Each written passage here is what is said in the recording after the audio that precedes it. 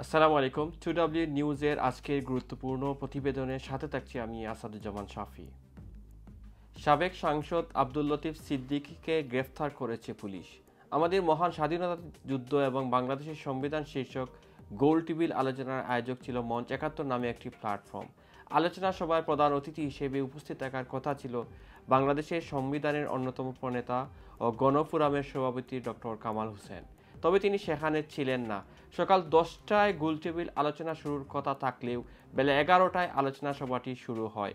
আলোচনা সভায় প্রথমে বক্তব্য দেন ঢাকা বিশ্ববিদ্যালয়ের শিক্ষক অধ্যাপক শেখ হাফিজুর রহমান। তার বক্তব্য শেষ হওয়ার পরই একদল লোক জুলাইয়ের স্লোগান দিয়ে সেখানে প্রবেশ করে এবং মিলনায়তনের ভিতরে তাদেরকে অবরুদ্ধ করে রাখে।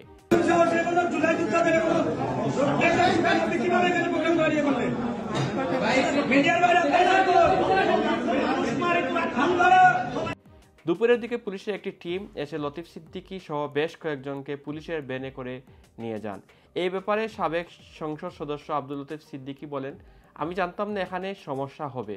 আওয়ামী লীগের সঙ্গে আমার কোনো সম্পর্ক নেই। এই অনুষ্ঠানে দাওয়াত পেয়ে এসেছিলাম।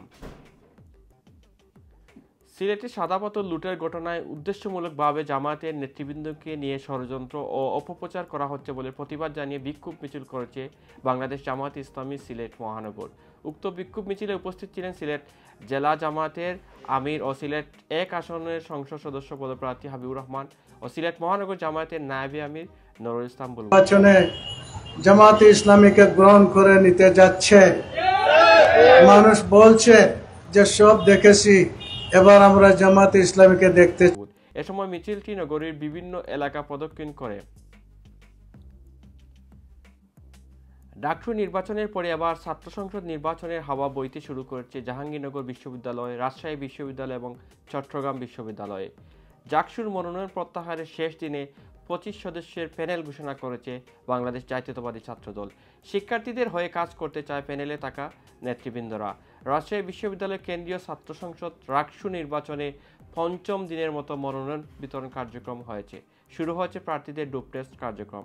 প্রথম বর্ষের শিক্ষার্থীদের ভোটার তালিকায় অন্তর্ভুক্ত করার দাবিতে ক্যাম্পাসে মিছিল করে ছাত্রদল।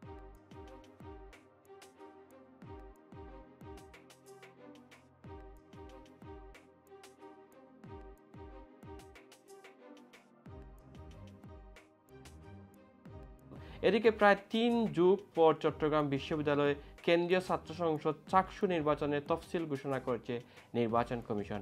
আগামী ১৪ই সেপ্টেম্বর থেকে শুরু হবে মনোনয়ন বিতরণ। ভোট হবে ১২ই অক্টোবর।